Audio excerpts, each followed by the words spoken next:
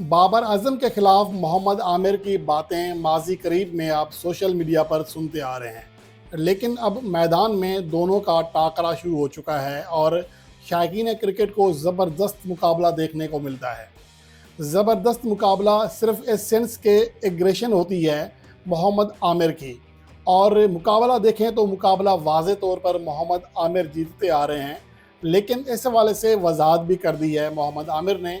गुज़श्ता match में जिस तरह बाबर आजम को आउट करने के बाद सेलिब्रेट किया मोहम्मद आमिर ने, उसको देखकर अंदाज़ा लगाया जा सकता है कि मोहम्मद आमिर के लिए बाबर आजम की विकेट की कितनी कीमत है, कितनी कीमती विकेट है उनके लिए, उससे आप अंदाज़ा लगा सकते हैं। लेकिन एक तरह से ये क्रिकेट का हुस्न भी है, क्योंकि जब प्रेस कॉन्फ्रेंस में बाद में मोहम्मद आमिर से बातचीत की गई, सवाल किया गया, तो उन्होंने वाज़े तौर पर कहा कि बाबर आजम बहुत बड़ा बैट्समैन है, ग्रेट प्लेयर है और उनकी विकेट हासिल करना उनके लिए एजाज़ है। साथ में ये भी कहा कि उनका काम यही है कि मैदान में जाएं और हरीफ जो बैटर्स हैं उनके ऊपर प्रेशर बढ़ाएं, उनसे मुकाबला करें और एग्रेसिव अपने आप को शो करें।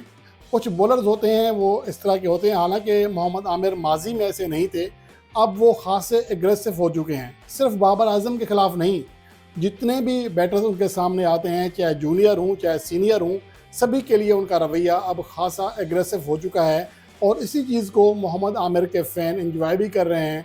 अलबत्ता कुछ तादाद में लोग ऐसे भी हैं जो इसको या इस एग्रेशन को गलत भी करार देते हैं।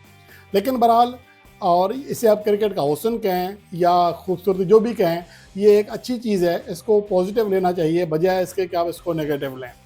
और अब तक जो सूरत हाल है, बाबर आजम और मोहम्मद आमिर के जो टाकरे हुए हैं, उनमें वाज़े तौर पर मोहम्मद आमिर बरतरी हासिल किए हुए हैं।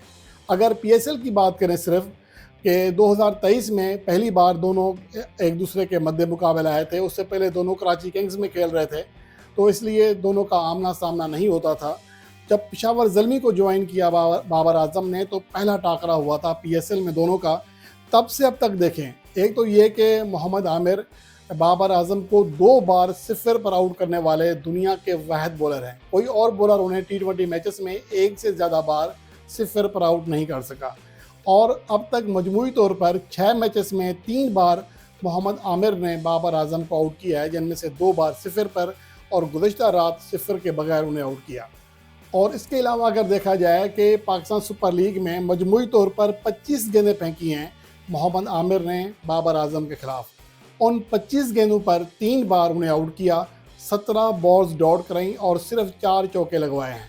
और इससे आप अंदाज़ा लगा सकते हैं कि इन 25 गेंदों पर बाबर आजम ने उनके खिलाफ सिर्फ 20 रन किए और फी विकेट के लिए 6.66 उनकी एवरेज है, यानी हर 6 रन के बाद उन्हें मोहम्मद आमिर आउट कर रहे हैं। और उसके अलावा उनका स्ट्राइक रेट 80 है, जो कि बहुत ही कम है T20 फॉर्मेट के अतबार से। और अब तक मजमूई तौर पर बाबर आजम मोहम्मद रिजवान के खिलाफ 6 मैचेस में सिर्फ 4 चौके लगा सके हैं और कोई छक्का अभी तक नहीं लगा सके। 3 बार उनके खिलाफ आउट हुए हैं और पीएसएल की तारीख में कोई ऐसा बैटर नहीं जो बाबर आजम से ज़्यादा मोहम्मद आमिर के हाथों आउट हुआ हो। गो कि ये कहा जा सकता है कि शाहिद अफरीदी, लियाम डॉसन, शादाब खान, फ़हीम अशरफ भी 3-3 बार मोहम्मद आमिर के हाथों आउट हुए हैं, लेकिन इससे ज़्यादा कोई बैटर मोहम्मद आमिर के खिलाफ आउट नहीं हुआ। उसके अलावा अगर मजमूई T20 मैचेस में देखें तो मोहम्मद आमिर ने 32 गेंदें कराई हैं बाबर आजम के खिलाफ और इनमें से 21 डॉट बॉल कराई हैं, यानी कि 65% डॉट बॉल कराई हैं। पीएसएल में ये रेशो 68% है।